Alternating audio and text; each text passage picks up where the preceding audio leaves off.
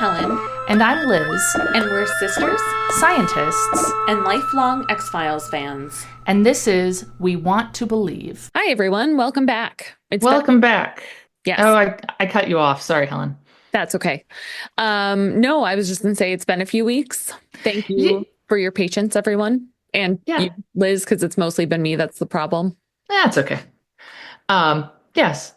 Welcome back, everyone. My job, I guess, is the real problem. It's not me. Yeah, if we could get picked up by a big podcast network and get sponsored and stuff a lot and get lots of money, then man, would we churn out the episodes. So Yeah, you bet. yeah. Yeah.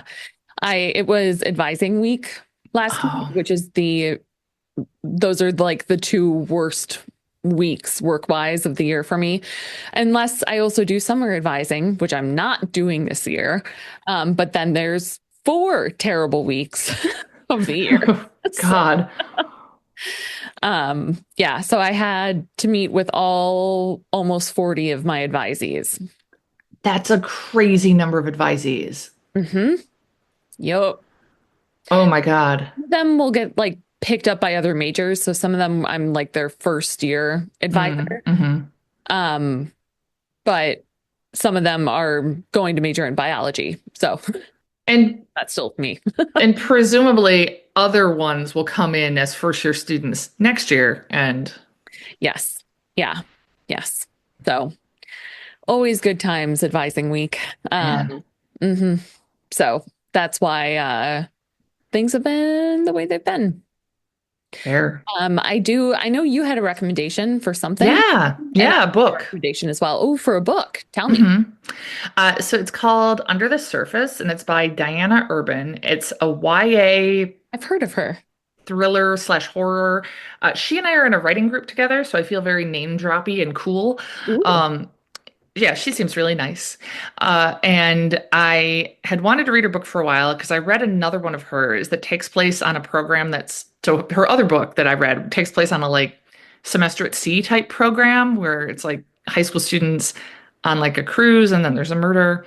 Cool. But this one has students going on a study abroad trip to Paris. Oh, no. And the main character and some of her friends get lost in the Paris catacombs. And then there's somebody after them in there. Oh my gosh. What's it called? Under the Surface. Under the Surface. That sounds great. I Yeah. don't know if I should read that before or after taking students to Munich this summer. After, probably. I'm going to say after.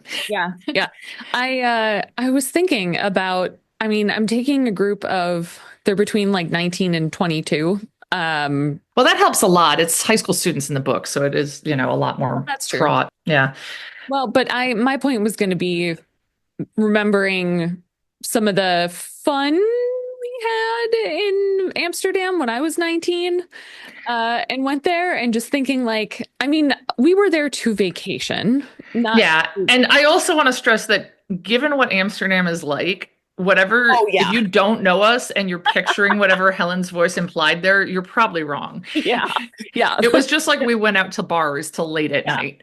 Yeah. Yes. Yeah. Yeah. No, there was no drug usage. There was no any sort of typical, no. It was being on vacation. I mean, the only thing that made it, I think, particular because it was Amsterdam was that bars were open so much later. Yeah. And and it was Europe, so you were allowed in even though you weren't 21. Right. Yes. Yeah. But that's the same for Germany too. So yeah. At least look, they don't have catacombs. They don't have catacombs. No. So that's a good start. Have bars. I don't know. They don't have legalized prostitution like Amsterdam does. I don't know. I honestly think it'll be fine. Are they all staying in the same place you stay? Yes. Okay, so they're not going to be able to walk into the city that easily either. It's kind of outside the city. That's true. Yeah, that's true. Yeah, we're outside the city center. They know they're there to work. We, in our pre-departure stuff, we've been saying nights and weekends are yours, but you have to come ready to work in the morning. So I know the first time I took students abroad, I flipped out the week before and was like, because we were taking them to Amsterdam, and I was like, I am taking college kids to the city with the most liberal drug laws on earth. Oh man. What am I thinking? And Yeah. And you've yeah, been doing this for years. yeah, a decade now. And I Yeah. mean, my horror stories are minimal, and none of them involve actual horror with catacombs or anything. And yeah, I mean, really, I think that, like I always tell my students, if you just want to go there to like drink or smoke weed or something, there's much cheaper ways to do that than this way. Like, That's true. Yeah. yeah, Yeah. That's a good point. Yeah. You don't have to pay tuition to right. Yeah, exactly. just go to Germany. Yeah. Yeah. That's true. That's a good recommendation though. That sounds really good. Yeah, it is. It's really good. Like, especially because I love Paris and you love Paris. Oh, yeah. It was hard to put down, and it was really good. And I was telling Diana, like, oh, I wanted it to be twice as long, and she was like, I could not have survived that because she got so claustrophobic while writing it, she was saying. Really? Yeah. Oh man. Oh, I want to read it. Yeah. I Yeah, can't. it's very like I did a lot of like sending her messages during it, like, I can't believe you did this. Oh my God. Like, I don't know. It's While great. we're on the subject, I have not read your new book yet. Oh yeah, that's fine. Not because of lack of interest, because of a combination of finishing a mediocre. I still technically haven't finished it. This library book that's about to expire and then got automatically renewed. Well, not Oh. automatically renewed. I renewed it, not thinking that I was going to be getting your book in time to Hmm. finish, if that makes Yeah. sense. Um, and so it's like the clock is ticking and I have 3% left and it's real mediocre and I just like can't bring myself to do it. But I feel like if I start another book, then it's just over. Then I'm Oh yeah. book. Yeah. Um, And with only 3% left, it's like, you might as well. I know. Yeah. So that's where I'm at. So And to be clear to our listeners, Helen is talking about a draft of a novel I just finished, not a new one that's been published, because you all will know when yeah. I have another one published. Yes. Yeah. Because you'll all have bought Mighty Millie Novak and gotten on my email list, and you'll know. Exactly. Yep. I had a recommendation for a podcast. Ooh. It's by two of my colleagues, actually. It's not X-Files based. It's Look, it'd be really weird if they were like, I'm going to start a competing X-Files podcast with my coworker. that would be awesome. No, it's called Librarians Spill the Tea. It's our two librarians who talk Oh. like about like, I don't know, gossip in academic fields, like That about sounds great. like papers getting retracted and like the all the ins and outs of publishing in like a interesting way, not just like this is how you publish a paper, but like isn't this nuts? This is, like Yeah. weird things that have happened. So I've been very much enjoying it, and Mary and Tristan are my two colleagues. They're great. Oh, that sounds awesome. Yeah. But otherwise, that's all I got. I've been working a lot and doing my nails when I haven't been working, which And takes then, hours. yeah, I was going to say, before we get to this week's episode, which is Avatar, I do believe we also have a nails update PSA from you. Yes, it has been a long and trying process. But it's going okay. So I've been doing dip myself in an effort to save money. And I think I mentioned this because we've talked about how Hugo likes me to itch his back at night, Mhm. and he's been annoyed by the thickness of my nails. Mhm. And it's been going okay. I went over to a colleague's house. My colleague Rachel is the one who got me to start trying this myself. And so I went over there last Thursday and she tried to help me learn some better techniques. So I don't know if I have much of an update except to say I am still not great at it. It still takes me hours, but it's going decently well. It looks And great thank you. at the level of resolution that I'm getting from the screen. So Yeah. And that's about what I'd say, that it looks great at the resolution of looking at the screen. Then yeah, it is a process. The hardest part is getting it off, honestly. The hardest part is having to and I bought a little like a Dremel or something. yeah. Yeah. But then if I like do it for long enough and with enough revolutions, then it starts to like hurt. Yeah, you're like wearing away at the nail and it heats Yes. up. Yeah, yeah. Yeah. So it's a like tough balance between wanting to save time and not wanting to hurt myself. God. So I'm working on it though. I'm gonna get there. But yeah, that was it. Okay, that's But good. yeah, thanks. Nail update with Helen. Yeah. Yeah. Yep. So yes, Avatar. So I have a lot of thoughts. Ooh. So Avatar is mostly about Skinner. So we see him signing paperwork. So he's in some sort of lawyer's office and he's talking about like, does he sign? Does he not sign? He's like, reluctant to. And he says the pen he's using was an anniversary present. Oh, so it's like divorce paperwork. Yeah. And then eventually he just like keeps the pen and puts it in his jacket pocket and leaves and says something like, after 17 years, they can wait a day or something like that. It's clearly divorce. You know my breakup pen story? No. When me and my ex bought a house, what'd you say? Do you have a special breakup pen that you like rose, but the opposite? I write "it's over" in the special pen. No.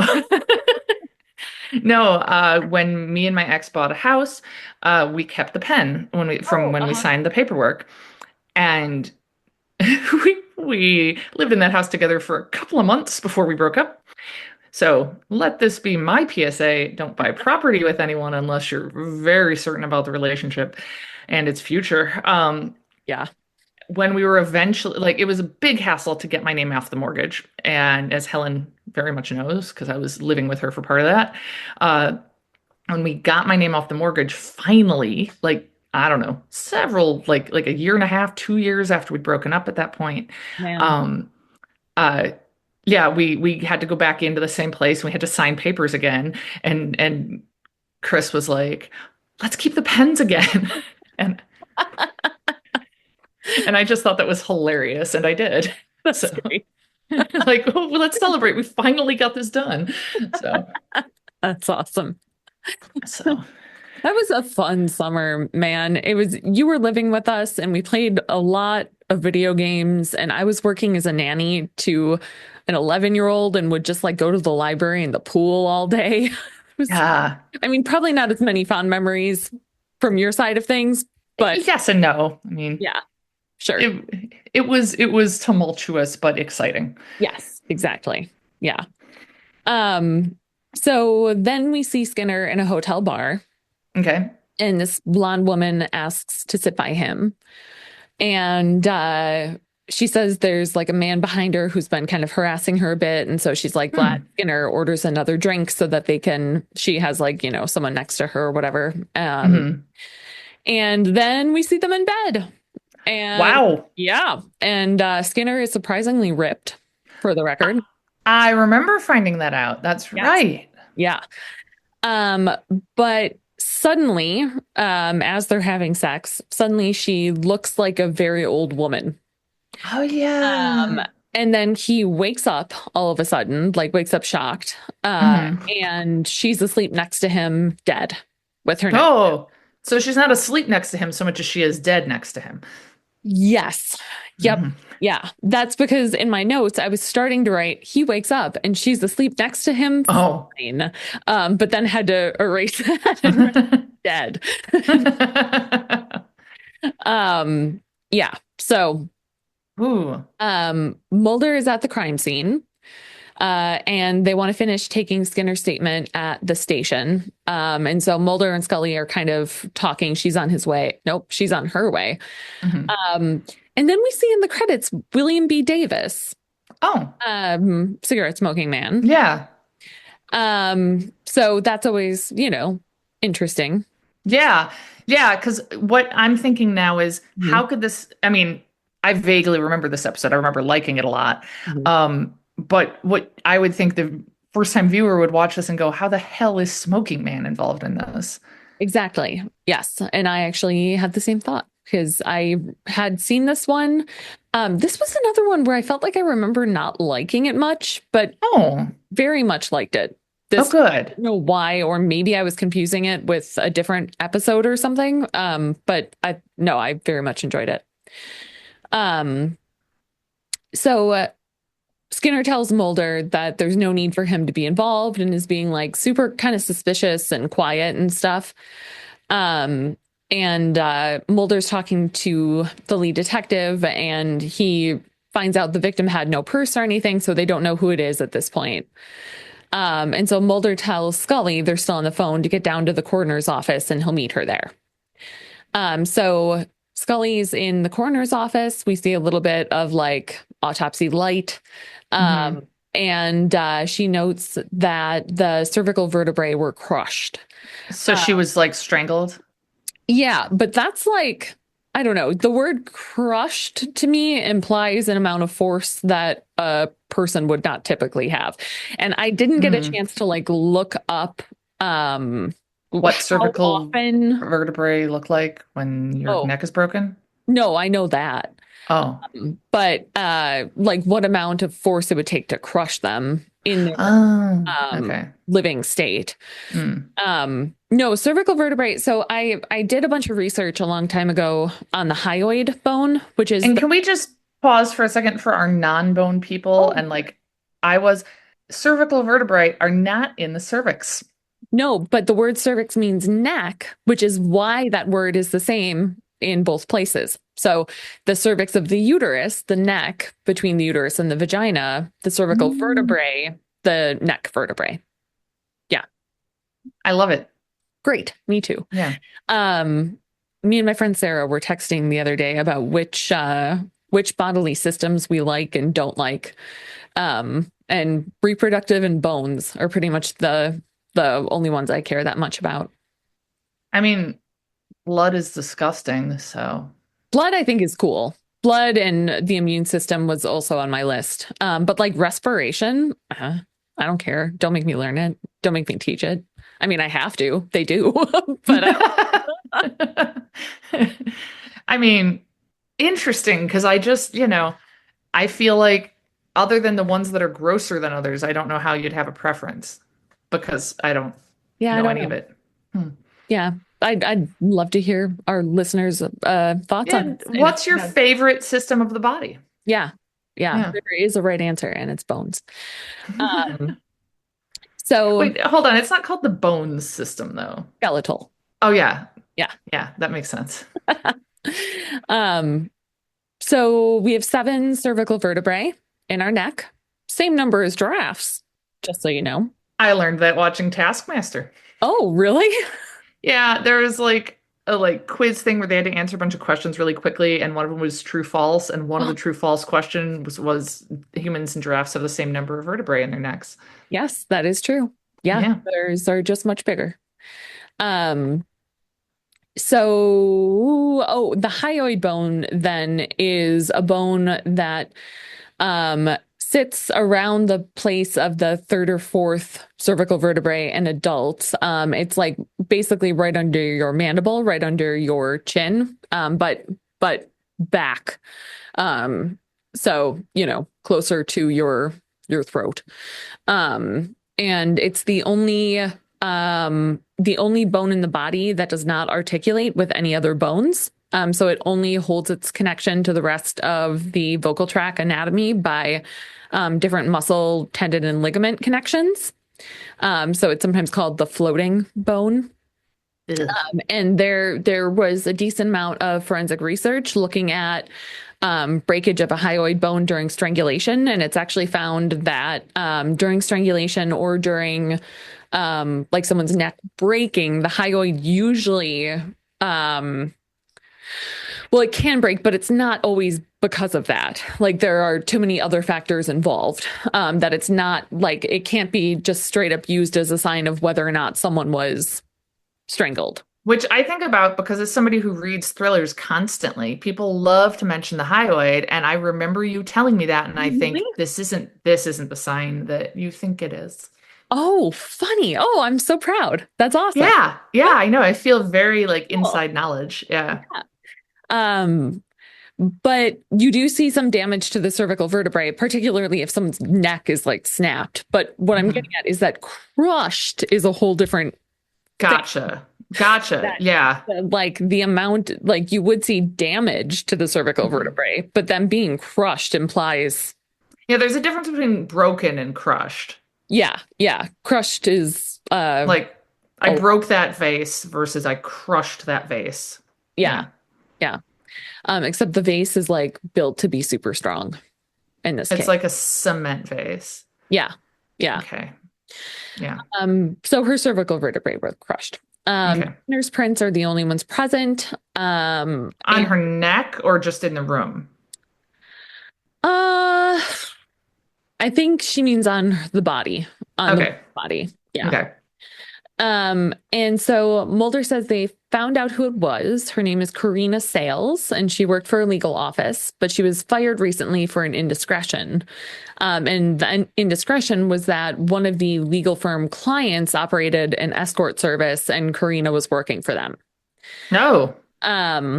So Scully tells Mulder that she'll finish up and meet him elsewhere. And as she's turning out the light to leave, she sees that Karina has a bunch of fluorescence around her mouth and nose, which is weird. Yeah. Yeah. Not like under black light, just like under normal darkness. Yes. So Mulder and Scully go to talk to Lorraine, who is the owner of the escort service, and they want to know who hired Karina last night. And so Karina called Lorraine last night. So she like called in to say that she was that she met someone at a bar who was interested in a transaction, and it was Skinner. Mulder suggests that this could be credit card fraud, that like the name on the credit card was Walter Skinner, but he's suggesting that maybe Skinner is innocent and this is just like credit card fraud. But Skinner was also like next to the dead woman's body. I cannot wrap my head around that. So yeah, neither does Scully. So Mulder gets a call that Skinner was released. And so him and Scully go to meet him at the station. And once again, Skinner is being super evasive and not wanting to talk to them and not wanting to talk about it. And eventually, kind of as they're talking, it turns out that Skinner did not know that Karina was a sex worker. She thought, she was an interested woman or whatever. So then behind Mulder and Scully, kind of across the street where Skinner's facing, we see a woman, an older woman wearing... In a red coat? Yeah. Yep. Sorry, I just remembered. And she looks like she's like talking, but we can't hear any sound and can't make out what she's saying. And it looks like the older woman who Skinner had the dream about the previous night. Oh, yeah. Yeah. And so he like runs across the street, and for a while he like doesn't see her there and is like trying to find where she went. And then eventually sees a woman in the same red raincoat and kind of turns her around, and it's his wife, we learn, Sharon Skinner. Whoa. So Mulder and so Skinner basically just like runs off and doesn't want to talk to anyone.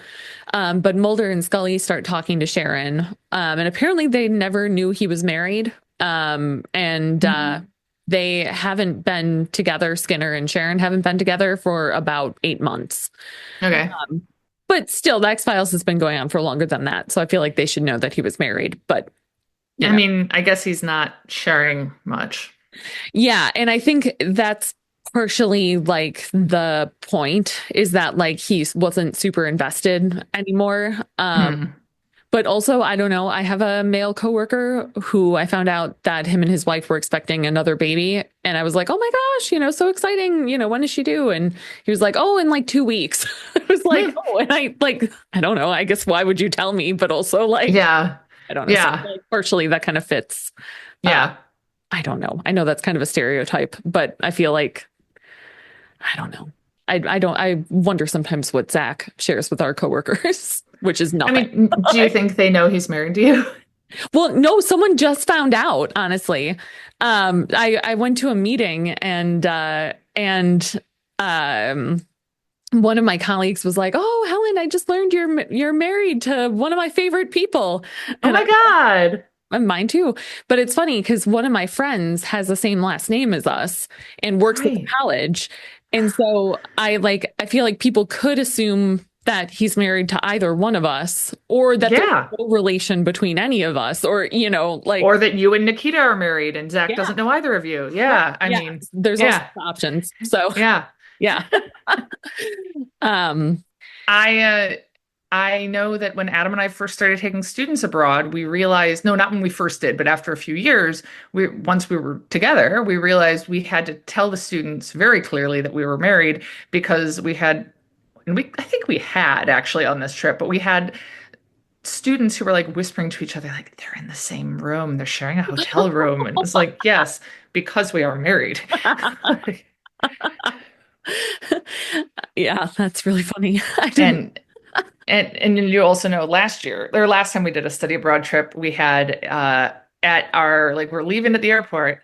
They know we're married. We have different last names, Right. but Adam's ex-wife works at the college and still has the same last name as him. Right. And one of our students kept saying to me, "Oh yeah, so I met Adam's wife," and I was like, "Yes, I am Adam's wife. That is me." And she was like, "Yeah, but I met Mrs. Stanley and his wife." And I was like, "No, first of all, Dr. Stanley also, and also not his wife, his ex-wife." And it was just like, Oh, I was just like, "Oh, I can't wait to take you abroad for 2 weeks." Um, my God. yeah, Jeez. That sounds yeah, fun. yeah, Yeah. Oh God. yeah, Um, yeah, at least it's not like, my friend is either of our exes. She's yeah, just another yeah, person who happens to yeah, have her name. yeah. Um, so she says that Mulder was one of the few people that Skinner ever talked about. And she wants to know if he really murdered the woman. And Mulder says he doesn't think that he did it. Hmm. So Mulder and Scully go to Skinner's office, and there's some guy rifling through Skinner's stuff. Hmm. And it turns out he's another agent that was called in from Norfolk to like assist in the investigation. And Mulder says something like, the police are on it, essentially, like why. Hmm. But it's that he's been called in to assess Skinner's like ability to keep doing his job, essentially. So whether this means that he's going to be fired, basically. Hmm. Okay. And he's from like the office something something OPC. Well, Is that a thing? yeah, Office you of know me. yeah. Yeah. I don't know. Um, and so this guy tells them that there's a hearing the next day to discuss Skinner's ability to stay as the assistant director and that they can present any evidence they might have then. And so him and Scully, Mulder and Scully, are talking in their office and talking about like the fact that Skinner at one point says he doesn't remember anything. And so Mulder is saying like, well, either he does remember or he doesn't. And Scully then pulls out a video of a man dreaming who thinks he's running from a train. And he later broke his wife's arm when he like pushed her out of the way of the train. Oh, And I don't know why she like had this tape handy. But it is. Yeah, I mean, it's the 90s. It's not like she could just call it up really quickly on her phone. She was like, let me insert this VHS to show you this. That is weird. yeah. And apparently the tape came from a nearby sleep clinic, which Skinner had been going to for the past 3 months. Oh, So like, oh, so that, but we haven't heard from that yet. wait, what'd you say? Oh, that like, so she could have gotten the tape because Skinner has been going there, but like, why did she have a random videotape from Yeah, the guy? That's all. yeah, yeah. What were you going to say? So basically, what Scully, I think, is trying to get at is Skinner might have accidentally killed this woman in his sleep. Right. Yeah. And apparently he's at the sleep clinic because he's been having a recurring dream of an older woman talking to him, but he can't hear her, and she eventually suffocates him. Oh my God. But also, like, I just can't imagine going to a sleep clinic because you're having an upsetting dream. Yeah, I don't know what their purview is. I'm really only familiar with them in terms of like sleep apnea and stuff. Hmm. I mean, Uh, I went to one when I was falling asleep at the wheel. Yeah. yeah. This seems like a great time to tell you about the dream I had recently. Oh, no. No, it's amazing. And I Oh, am just okay. glad I hadn't yet told you so that I can tell you officially. Great. I'm in a tattoo parlor slash coffee shop. Ooh. And I'm like chatting. I'm just like having a cup of tea and I'm like chatting with someone who works there who I know or something.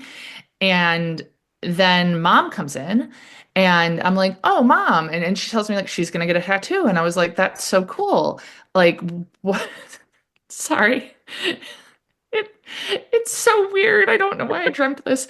So I'm like introducing her to this person I'm talking to, and I'm like, this is my mom. She doesn't have any tattoos, and I'm like, oh, I'm excited to see what you're gonna get. And I mean, I have a White Sox tattoo, and I thought maybe she'd get that or something. And so she starts like laying down on this tattoo couch thing rather than sitting up, and I'm like, huh.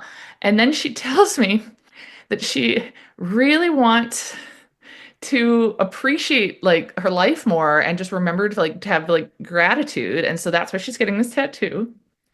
And she's gonna get the words thank you tattooed real big on her forehead.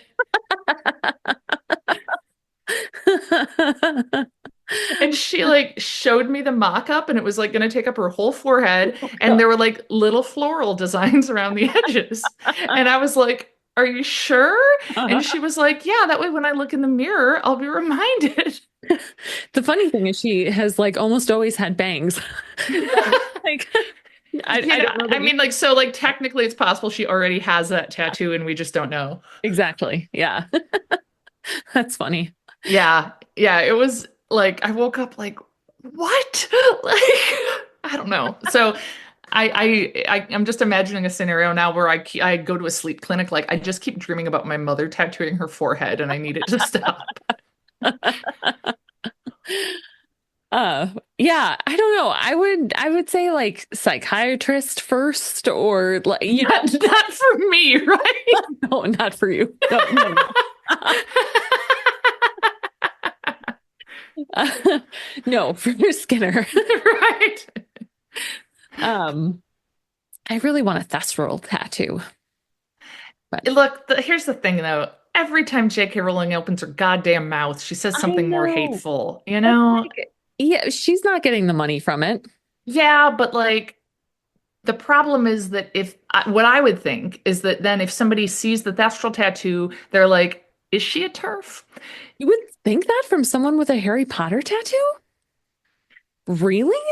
I would wonder nowadays because I don't Really? know how much you've kept up on the shit she says, but she I is mostly ignore it because I know it's I have a lot of trans friends in Derby who share it and get real mad, understandably so. And yeah.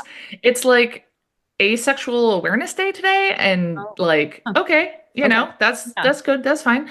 And she went off on some rant on Twitter about like, oh, just say you don't want to get laid, and like deranged shit you would expect from like your racist 80-year-old uncle. Not, Weird. yeah. So Weird.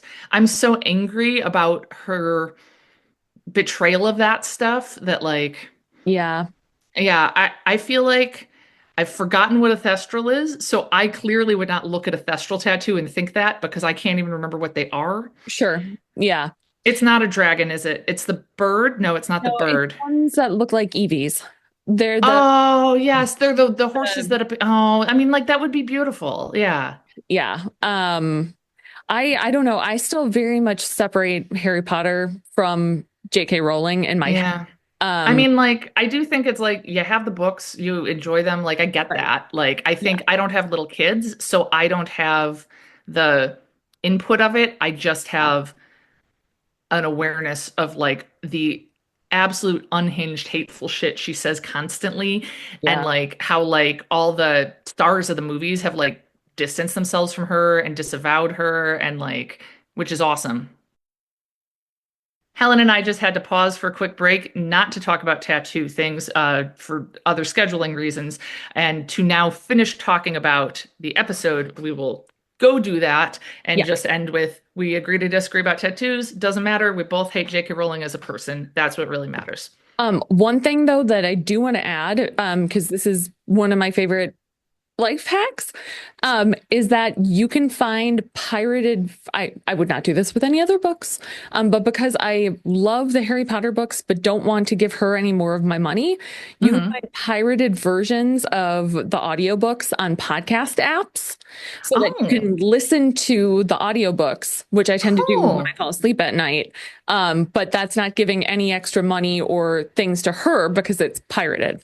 Yeah. So that's my favorite way of maintaining my love of Harry Potter, but my desire to not give her any more money. I feel like there's probably a lot of people who I would want to have that life hack for. Like nothing off the top of my head, but like I'm sure. Yeah. Yeah. So God, I don't know what was happening. I think that Skinner was going to a sleep clinic because of his dreams.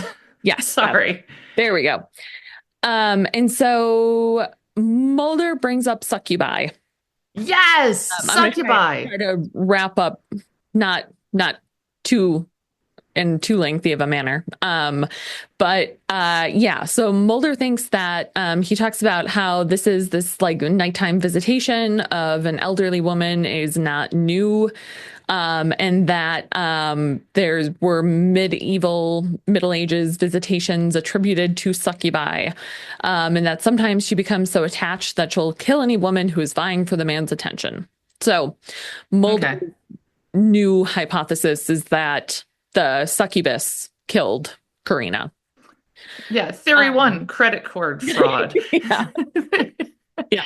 Oh, and you know what? This is one where he's not right about any of this. Oh, no kidding. No, I mean she kind of is a succubus, but so we'll get there. And so he shows Scully this picture. He pulls out a book and is showing her a picture of like an old painting of a succubus, which again, like that scene in The Burbs. Oh, I don't remember. Right. It's been too long, but I had to skip that scene when I was little because it was too scary. Oh, I don't think I've ever seen it because I don't think I've watched it since I was an adult. Yeah. And there's like rays of stuff coming out of the succubus's fingers. He asks what that is, and he says that like sometimes they thought like they would like shoot phosphorescence at people, basically. Whoa. Yeah, I don't know about that. But that's how then Scully tells him about the fluorescence that was on the woman's mouth, which, as I put in my notes, she didn't before now. Like, this is like, that would have been like the first thing I said was, there was weird fluorescence on her body. Anyway. Yeah. So they go to the morgue so she can show him, but it's no longer there. It was sent out to the like chemical analysis people and the body's no longer there, not the fluorescent stuff. No, the body was there. The fluorescence was not. Okay. All right. And all the chemical analyst people found was amylase, which is in our saliva. Oh, okay. So Skinner's at home and Sharon comes to check on him, and there's some kind of like fighting about the divorce and some bickering. And eventually she leaves and he kind of falls asleep on his couch. And he wakes up to hearing screaming and he looks, and the woman in the raincoat is there briefly. And then there's a knock on the door, and it's the police saying that Sharon was in an accident, that someone ran her off the road. Oh. So they're at the police station, and Skinner is a suspect for this, for running her off the road. And Mulder gives him an update that Sharon's in surgery. And Skinner says he doesn't know what to believe and doesn't know what's happening to him, and, is kind of vague about that and kind of cryptic. And Mulder asks about the old woman in the dream. And Skinner says that for a few months now, he started seeing her again. And so then, of course, Mulder is like, again? Yeah. Fair follow-up question. So when Skinner was in Vietnam, and I think we had heard of this from a different episode too. That he was in Vietnam. Yeah. Right. He was the sole survivor of an ambush and was like very, very close to dying. And that was when he first saw her, and he just dismissed her as a hallucination, but she lifted him up and carried him back away from the light, he says. Whoa. Yeah. And so Mulder suggests that she was trying to protect him, but from what, neither of them know. So Mulder and Scully are with Skinner's car in the parking garage, and there are only his prints on the steering wheel, and there's paint on the front of the car where it's now smashed a little bit that matches Sharon's car. Here, his car was used. So Mulder starts cutting out the airbag, like you do, and brings it to Agent Pendrell. Agent Pendrell. Yeah. And they're like scanning the pattern of the face that was imprinted on the airbag. There's some real interesting science going on that I did not investigate because it's not real. Yeah. So they're looking at like the pattern of the face that was created by the person who was driving the car with some sort of very fancy program that I'd love to have. And so they're like scanning and waiting for it to scan to like build in all the different layers to get this 3D image of the face. So Skinner's hearing is now here, and Scully is there, but Mulder isn't. And she brings up the phosphorescence issue. And the guy interviewing her starts questioning her about the paranormal and about her beliefs and about Skinner's beliefs in their work and about if Skinner is like supporting them. And like, it's clear he's like trying to use their work to try to discredit what Skinner is saying.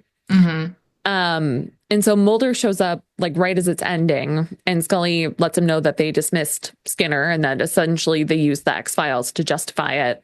But Mulder has the picture of the person who was driving the car. I thought it was going to be the older woman. I was wrong. It's some guy. I had no idea who it was going to be. My guess was Krychek or cigarette smoking man, but that was all I had. So, and here's the thing. I get to the end of the episode and I didn't notice cigarette smoking man. Oh. So there's a point I'll talk about in a minute that could have had him, that maybe it was just too dark and I didn't notice. Oh, God. So they're going to talk to Lorraine to see if she recognizes the woman who owns the escort service, to see if she recognizes the guy. Yeah. But she's dead. Oh no. Yeah. But there's another escort who's there. So they talk to her. Her name is Judy. And ask her if she can identify the man, and she can. She says that he was the one who hired Karina. I thought we didn't know who hired Karina. Well, yeah, I thought that she called in about it. I don't know. Okay. I have the same questions and I have no answers. Okay. So they want her to call the guy whose number was associated with it, which also I don't know why they didn't check first to see if it was Skinner's number or like, I don't know. Yeah. But Skinner didn't know she was a sex worker. And so like, he wouldn't have, I don't know. Yeah. Okay. But she recognizes him. They want her to call him and tell him that she's scared because the FBI talked to her and set up a time to meet in a hotel bar. And this is where we see the guy in a car watching them from, so he can see them and he like agrees to meet her, but he's watching her. Okay. And so this part in the car, maybe cigarette smoking man was in, but that's the only thing I can think of. I did not. But so what happens though? Skinner is visiting Sharon in the hospital and she's not conscious, but he says that he's not signing the papers and is like apologizing and stuff. And she starts waking up. And so he goes to get help and then looks back at her room and it's the older woman who's lying in the bed, not Sharon. Ooh. So then he comes back into the room and suddenly it's Sharon again. And she says that she has to tell him something. Oh, meanwhile, Mulder and Scully and Judy are waiting at the hotel for the guy. And Judy's up in a hotel room where Scully is like waiting outside her door. And she calls for Judy and she doesn't answer. And so Scully calls Mulder and says, get up here. And Mulder and some of the agents are in the bar. And so they come running up. and Scully goes into the hotel room and has her gun drawn. And she like eventually bursts open the bathroom door and Judy's there and she's fine. And it's like, what are you doing? Oh. But then we see someone come up behind Scully. Oh. And so he knocks her out. Some guy knocks her. So then Mulder and the other detectives arrive and we see Mulder, the other detectives, and Skinner all standing there. And Judy is upset and like kind of cowering in the bathroom, freaked out. Scully is okay, but unconscious. And the guy who was attacking Scully has been knocked out. Okay. And we don't know yet what Skinner's wife said to him. No, and we never do. Wait, what? Kind of, yeah. But Skinner somehow got there first. So Mulder and the detectives arrived. So Skinner was the one to knock out the guy and save Scully and Judy. Okay. So then they're back at work and Skinner's in his office and they say they have like no ID on the guy. They have no name. They have no fingerprints. They, that old story. And Mulder asks Skinner how he knew to be at the hotel. And he says he can't say. And that whatever he believes may have happened, it doesn't belong on a report. And Mulder is like, well, can you tell me off the record? And Skinner looks like he's going to, but then says, no, he's got work to do. And what? He like reaches in his desk and pulls out his wedding ring and puts it back on. So we know there was some sort of weird mysticism with the older woman and like warning them, maybe talking to Sharon somehow that saved Judy and Scully. But we don't know, or at least I don't know, like what that mechanism was. And yeah, that's it. Wow. Yeah. Good episode. Now, do you have any science things to say? I have a brief science thing to say. No, I don't. I've read about how like succubi and like the hag, as they've talked about, like the figure on the chest that like, and that's not me describing the old woman that way. That's like a folklore term, is that some people think that comes from sleep paralysis. Like when we're in a certain stage of sleep and we feel like something on our chest, it's because we can't move. Right. And so that's all I know about that is that. So they actually didn't mention that, and this I did not look up or confirm, but Scully apparently claims that is in a different cycle of sleep than the REM disturbed behavior or something she calls it. Oh, okay.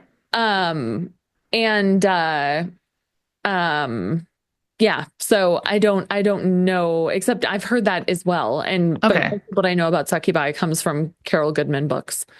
What Carol Goodman book has succubi?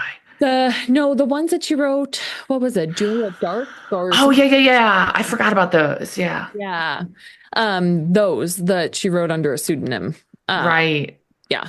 Those have succubi. So that's all I got. Huh. I didn't realize how many open questions were left in that episode.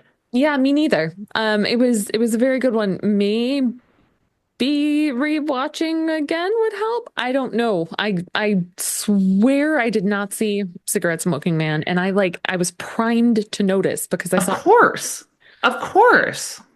I don't know. No, I mean, I wonder if it's something where that scene was cut or something. Maybe. Or maybe it was like real brief, and you just like walked by in the background having a smoke break or something. Yeah. Well, that's all I got. But it's good to be back. Next week is Quagmire. So I look forward to that.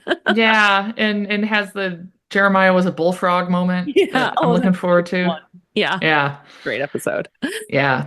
All right. Well, until next time. All right. Bye. We Want to Believe is hosted by Helen Werner and Liz Holden. It's produced by Zach Werner. The We Want to Believe theme music was created and recorded by Zach Werner. Find us at wewanttoBelievePod.com, on Instagram at wewanttoBelievePod, or send us an email at wewanttoBelievePod@gmail.com.